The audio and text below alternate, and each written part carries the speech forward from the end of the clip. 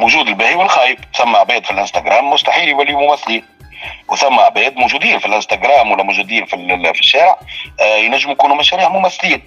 ما نجموش نكونوا قطعيين لا جماعه الانستغرام لا خاطيهم والجماعه الديكور راهم طيارات واللي جا من اللي زاد. لا لا لا، ما فماش مستحيل الحكايه هذه. قداش من واحد قرا مسرح وما يعرفش ما يقدش روحه، اما ينجح في حاجات اخرى، ينجح كمدرس، ينجح كمكون، ينجح ككاتب. ثم موهبه، وثم ناس تشتغل على نفسها، وثم ناس تثني الرقبه باش توصل.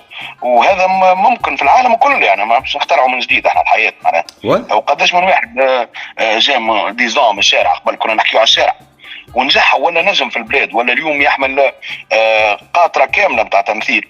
اليوم زاد من الانستغرام ولا من التيك توك ولا من غيره نجموا ينجحوا عباد، وهذا متاح وحقهم. ماناش قطعيين احنا في الحكم، ما نقولوا الانستغرام كله لا ولا لا لا لا, لا العكس. كيما ثم في الانستغرام ناس ما تصلحش لحد شيء.